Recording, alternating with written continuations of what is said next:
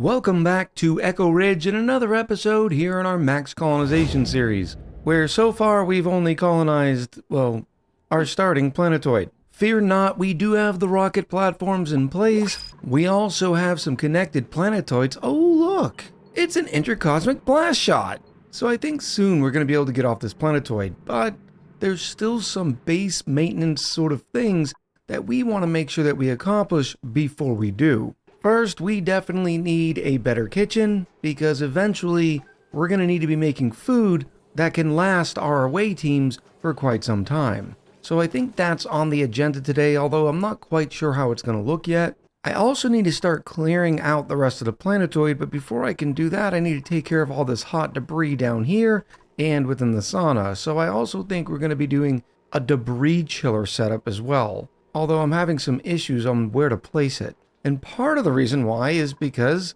well, Past Echo decided to put all the hydrogen generators down here. I'm not saying this is where it would go, but I don't have any more really convenient room to put more power transformers down here.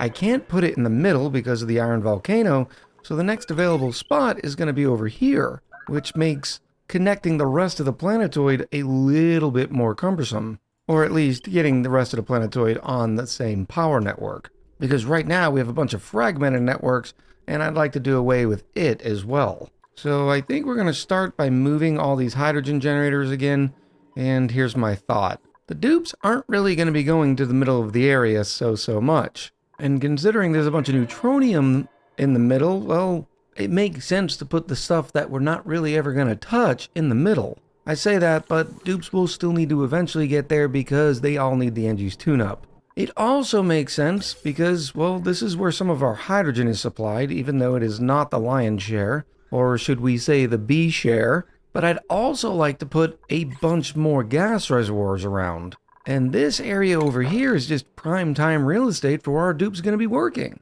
So let me set up a couple of power plants. I say a couple because I don't want everything in the colony to be on one battery, because that battery would just fluctuate way too much.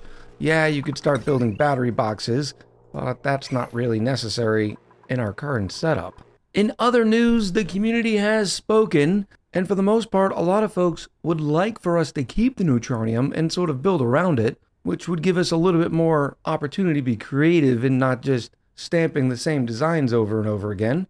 And then there's also a lot of folks that says, hey, if you are going to try to get rid of neutronium, why don't we try some of the old methods, see if they still work. If they don't, oh well. But most people were against, as we suspected, the idea of using a mod to get rid of the tiles. So for now, the neutronium stays, and we will just work around it, starting with this new power plant. And I'm already out of steel and haven't really even started yet. That's not convenient. So I say the first thing we do in this episode is stop relying on the metal refinery down here, get a couple of metal refinery stations up and going in this area. Now when I'm designing these, I want to make sure that one auto sweeper can reach both metal refineries, so it looks like I can move this one over a little bit. That is a bit too far, even though it's kind of hard to tell with all the steam in the way. Basically, I'm making sure that the auto sweeper can hit this tile right here. And this way, when I put a bunch of storage bins and the like in the middle, one auto sweeper will be able to take care of both of them.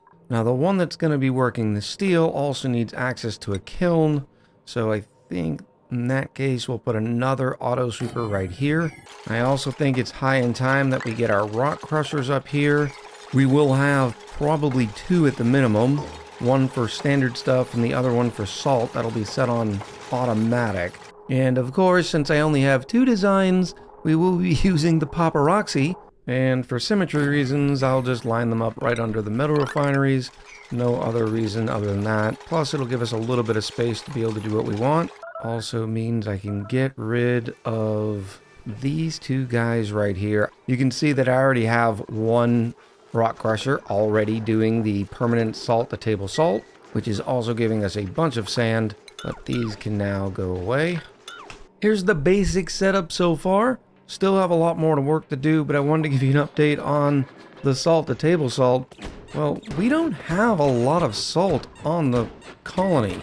You just saw one dupe smashing some up, but it's because we actually haven't tamed the saltwater geyser. So about the only salt that we're getting is from the dash of salt vines that are chewing through some of the chlorine down here. So I think for temporaries, I'm actually going to put a couple of dash of salt vines in our megafrond farm. Something else I'm considering doing, because you can see the megafronds don't grow very often, is taking all of this bleach stone and circling it around this area. It would help keep the whole area more chlorinated. Right now we do have a bunch of this bleach stone being collected by this auto sweeper, and it sends it down here for use in our emulsifier to make biodiesel. But after this thing's full, it sort of makes sense to, well, keep it running over. Of course, I could fit another conveyor loader right here. This might work a little bit better. I do have a bunch of bleach stone that sits down here. In fact, right now there's 1.5 tons, but this is just for any sweep commands that come through. But the dartles lay a bunch of the bleach stone, which we use to keep the dew drippers going, because remember, they have to be in an air pressure of 250 to 2000. So we'll just keep whatever bleach stone is sitting in between this auto sweeper and this auto sweeper to stay up here to make sure there's enough pressure to keep the dew drippers growing. And then we'll take this bleach stone, send it to the emulsifier, and this one will help get those megafronds going back. And the reason why this is going to work out so well is because, as you can see, with the 1.5 tons worth of bleach stone, it only off-gasses, in this case, 7.2 grams per second? But if I have this entire rail filled with bleach stone, each one of the packets will also off-gas. As you can see by the 19.8 kilos worth of bleach stone, even though they started out at 20 kilos.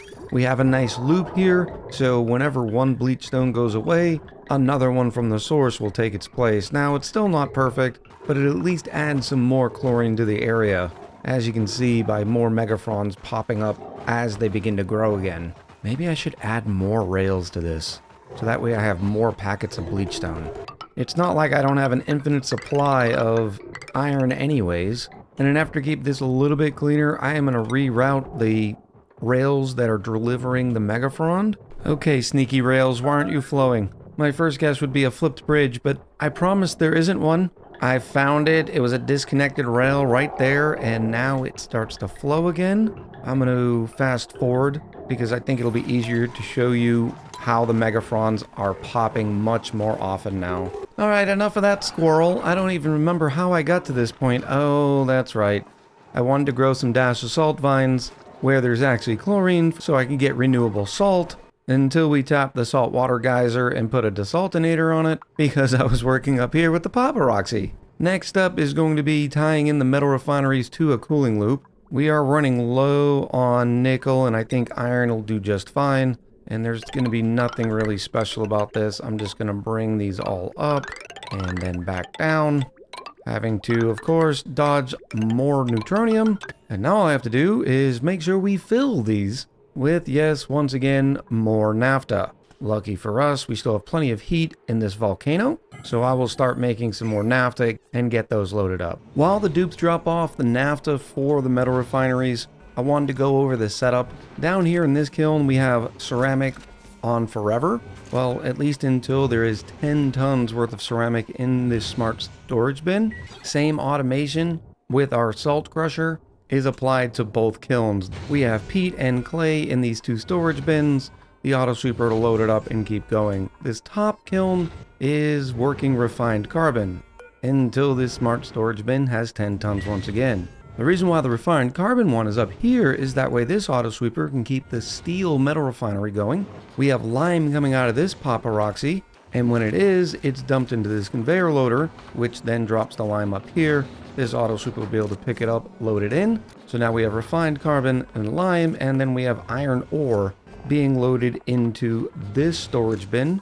I will now that they're full, I'll also set these on 4s so the dupes can keep those full when they're idle. The other two storage bins, I have nickel ore and gold. I don't think we're going to be refining any other metals at this point, but one of the primary activities in the sauna is now done and automated. Well, as soon as I get more naphtha. And other than duplicate labor, I don't see why I don't put forever iron to steel on. But right now, even though we only have 14 duplicates, we're not doing too shabby, but I will keep an eye on it. I'm also in the background doing some research. Just been going straight down the research tree for all of the radiation research or applied sciences. Okay, back to the original thing that we were doing, and that is moving all the hydrogen generators over. I have made a quick update to the cooling loops. I decided to put in some buffer tanks because, well, they're buffer tanks. But because I want the metal refineries to be able to run pretty much non-stop, the buffer tank loaded up with, say, a ton or 2 tons worth of naphtha will serve us twofold. One, with always having naphtha in the pipe going into the metal refinery, but two, when it does pause for a moment, there'll be a bunch of naphtha still in this pipe up here, which will stay cool. I have run into a problem though, and that's the fact that I keep getting little bits of coal coming out of the kiln, and that's for good reason. And it's because of the peat. Peat flashes at 226 into coal. Sounds great and convenient, except I've been running this industrial sauna at 250, so I think I have to reduce the temperature overall just for those 2 kilns. Not a big deal. I'll just turn this thermosensor on, we'll say 200, and then this thermosensor on 200.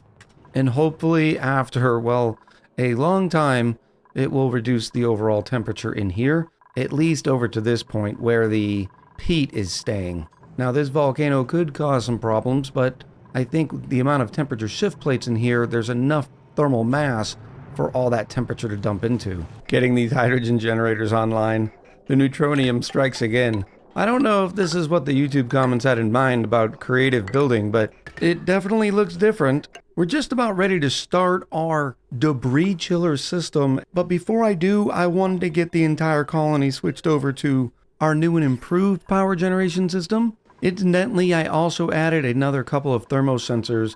These two are much lower in the sauna, and it's because, yeah, the steam turbines were quick to bring the top down to 200 degrees, but there was still a lot of heat down here. But to the point at hand, I've also installed a bunch of more large power transformers. With our newfound steel supply, we're already up to more steel than we've ever had in the colony. So now it's just a matter of running these lines. This is a really dinky network, so why can't I get it on something else? But I suppose we'll just start by putting one of the spider legs in. Oh, I gotta get rid of this area here too, so the dupes can get over to here. And I'm thinking everything from here over can go on one line. So I will snip everything there. And one of the keys of keeping your power network nice and organized when you're running a sort of spider power spine, which is a term I use for this style, when all of your power transformers are in one location and the lines are, well, spidering out, is you have to make sure that the lines being used are sort of next in line. So in this case, I need to get a power line all the way down here. So it makes sense if it was this power transformer here that did it. But this power transformer is doing something else right now. So in that case, you remove one, and then you slide everything over. So you will end up building more wire just to make sure you can get your power lines everywhere they need to go, but in the end, you'll end up with a more organized system. At least, you know, that's the theory. Oh, wow, there's another power network down here. Why? Why, Echo? Looking at it, the only thing this network is doing is running one pump here, a couple of auto sweepers, and a couple of deodorizers. So while this network here looks like it has a lot, it shouldn't be too bad just to connect them. Of course, we're going to have to remove all of these hydrogen generators. I'm also going to need to flip a lot of the bridges so I can drain all of the hydrogen that was going to different hydrogen generators. And eventually you will end up with a cleaner network.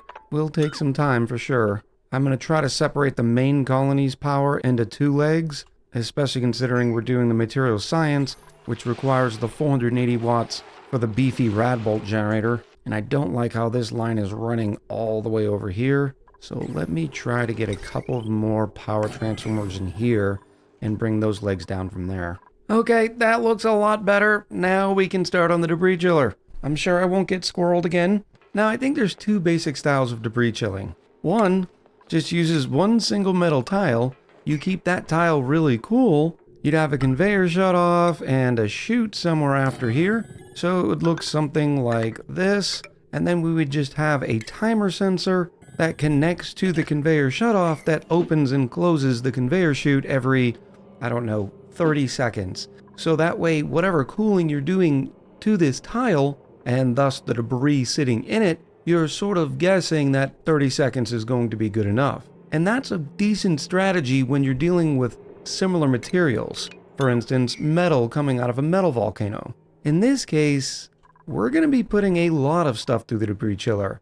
Everything from, well, all the existing debris in the sauna, to igneous rock, to iron, and eventually even space materials that are coming down in the form of meteors. So in this case, I like a big chunky debris chiller.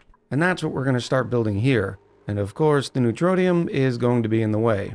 I don't want it right here because this is going to be our main ladder spine that gets us into the sauna, but I would like it conveniently located enough to where when I run the rail that drops all that cooled material right here in our storage, that it'll still end up pretty clean. So I'm thinking we're going to put a thermal aqua tuner right here, conveniently located right here on the spine, so I don't even have to run a line. I'll just power it right from the spine. I don't mind doing that when it's something that uses over 1,000 watts. In the thermal aqua tuner case of 1,200 watts, checks that box. Let me clear some space here, and then start setting up the box itself.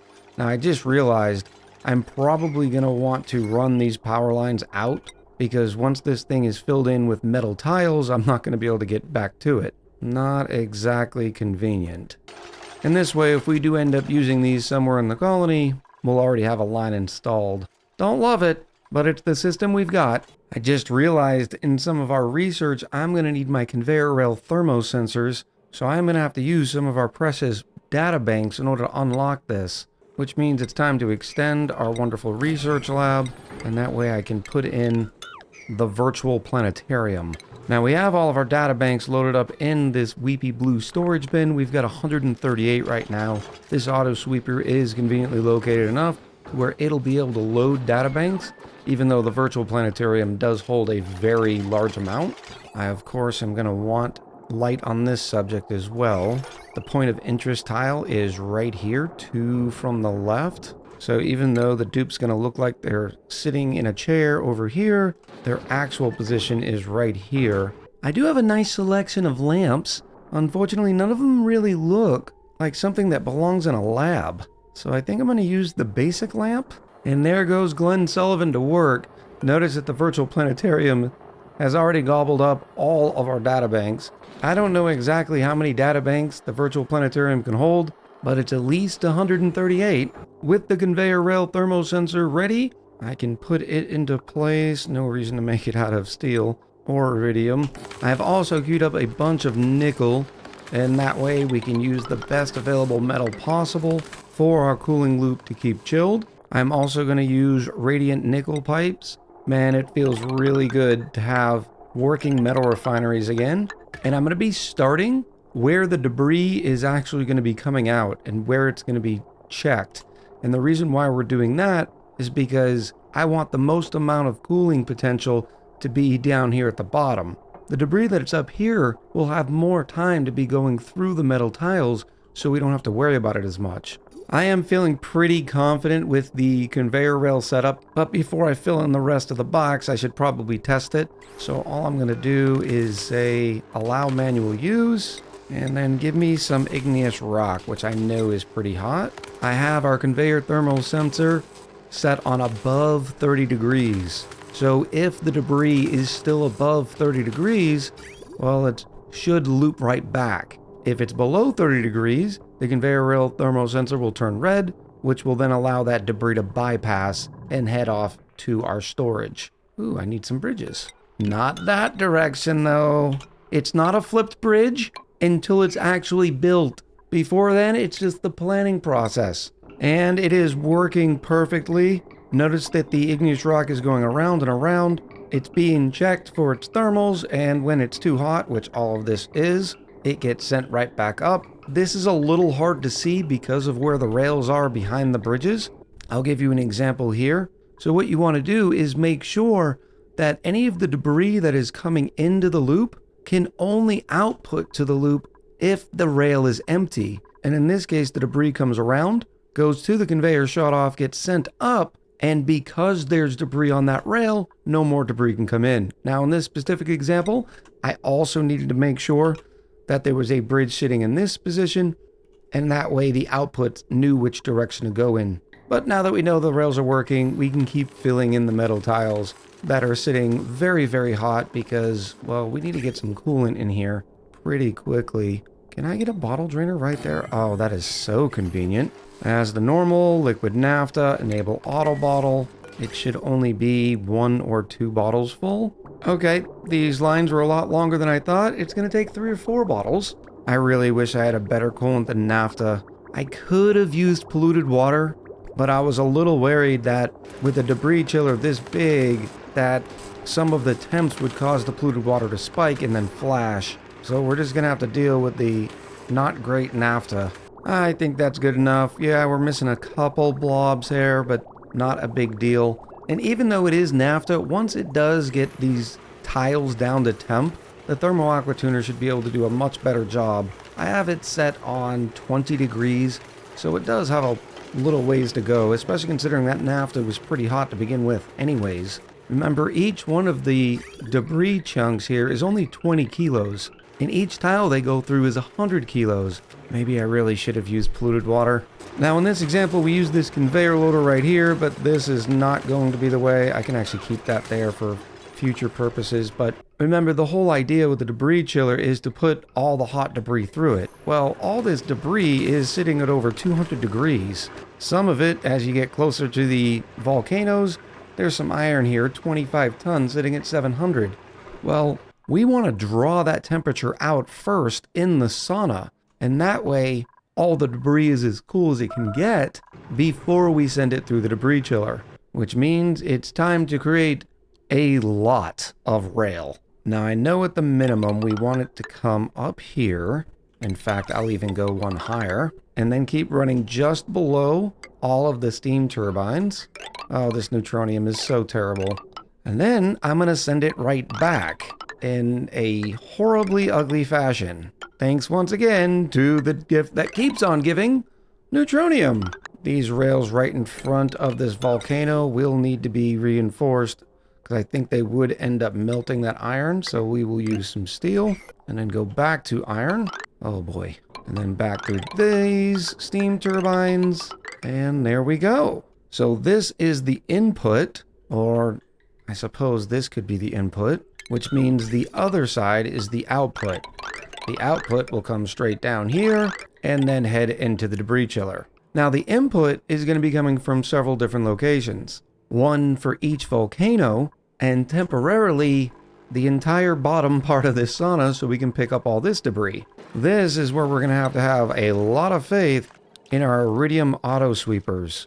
I can put it there. I'll put an iridium conveyor loader right here. And then here's one of our input lines that is just going to head straight over, cross a bridge, and then head on. This volcano, similar setup. We just have to get to that first input line, which is right up here. So we can just tie right in. And then the last one is this volcano. Easy peasy. Well, it'd be easier if the ladders weren't in the way.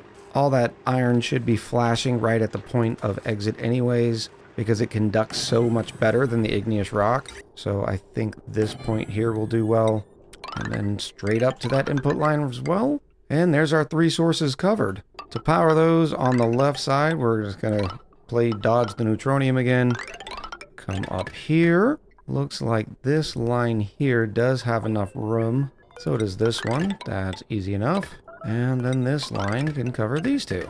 Just want to remind everybody, you wanted to keep the neutronium, and as such, this is the bowl of spaghetti that you've earned. Now you could do one fancier step, and that is rotating the debris after you check its temperature to make sure it's down to say 200 degrees, whatever the temperature of the sauna is. In this case, we really do not need to because the sauna is so large and there is so much rail going around that I am highly confident that that debris is going to be cool enough before it heads to the input of the debris chiller, which now that we've sealed it in, has made decent work out of the igneous rock. We're about to see how effective it is going to be with some fresh material. And we can do that by just selecting the conveyor loader and saying everything. Now the auto sweeper will grab any material within its sight and start loading it up through here. And the debris begins its long run. Let me go ahead and activate all of them. This one's going to be especially juicy because it's going to be picking up all this debris on the bottom floor as well. Oh yeah, look at this. There's igneous rock coming out that's 800 degrees. And already before the third steam turbine, it's already down to 500. And that's of the first pass. We have it passing under the steam turbines twice. Now, because we have such a large backstock of debris that needs to be filtered through, it's going to take quite some time, especially considering I'm really going to upset this loop by sweeping all of this material and dropping it right here. Additionally, I also have to sweep all of this and drop it right there as well, because this is the last of the hot stuff. And to do that, I think what we're going to do is disable these two buildings, and then I'm going to create a bunch of them right here. All of this debris is finally finished with its loop, and even that hot igneous rock is no hotter than 200 degrees. Yeah, all the steam turbines have started firing up, which is exactly what we intended for it to do, because we are, in effect, heating the entire sauna back up. This is one of our methods of keeping the sauna hot. Well, that and the metal refineries for now. Well, I suppose we also have 3 volcanoes. Eventually, we're also going to be dumping even more heat because of the heat coming out of the rocket exhaust as well. And then even further down the road, we're going to have a nuclear reactor in here. And considering that each one of these steam turbines has the NG tune-up, giving us a ridiculous amount of power, 1275 watts each. Wait a minute, why aren't you tuned up? You have your little chip. You're in a power plant. Maybe that's just a graphical glitch and it's not actually tuned up. That does remind me though, I did take one of the mechatronics engineers and flip their priorities to operating first and then building. The reason being is because I was doing so much building, they weren't coming over here to the power control station, which is an operating errand. So now after a little bit of catch up, we should be good. I am considering changing out the coolant from the naphtha, but I need to do one more check. Once it brings in some fresh hot debris, I want to see how hot those tiles initially get. If they don't spike beyond the flash point of polluted water, then I will switch out the coolant. We're about to get a fresh batch going now because all this material is down to just over 30 degrees. And here it goes now, so I can check these metal tiles. Oh yeah, they're only going up to say 36. I'm draining this loop. And we'll use an easy method and just make a liquid vent. All that naphtha will come out, and then I'll refill it with polluted water and see how much better it does. The naphtha is not doing too bad. This fresh batch has only been in here for maybe 2 or 3 passes, and it's already about to be kicked out of the debris chiller, so I think the polluted water is going to do great. The good thing though is, with the rail staggering a little bit, the debris sits on this loop for longer, which means it'll end up being cooler before it ends up going into the chiller. Now that I'm thinking about it, because this area was so hot, because of the existing debris, I may have had to start with the naphtha first to get all the materials down to temp, and that way when I did put the polluted water in the first time, it didn't instantly go above 120 something degrees. And perfect. We're ejecting this next batch, and then I'll get to see how much better the polluted water is over the naphtha. We know the thermal conductivity and everything is better, but how much better in terms of this application is the question. Oh yeah, we already have igneous rock going out, so I'm gonna say it's probably about 50% better. Now eventually I will be upgrading everything in here with supercoolant, and with it, I don't think the igneous rock will loop at most more than once. I do have our automatic dispensers in. I'm gonna click sweep only everything to include sublimators and then copy the settings. And then I'll just start sweeping. There we go. I also need to make sure nothing in the range of this auto sweeper is able to be swept. That way it'll still pick everything up and put it in the conveyor loader and not keep looping this around. Now the dupes are going to be at work for a little while, but it's okay. I still have more research to do. Yes, I know we did not get to the kitchen upgrade, but this did take a little bit of time. But I promise it will be in the next episode, especially considering for some reason I'm down to 199,000 calories. I'm looking forward to hearing everything you have to say in the comments below. And as a reminder, if you're still enjoying this series, liking the video really does help its performance, which of course will help the series as we go the distance in our max colonization. So until next time, much love, happy gaming, and I'll talk to you soon.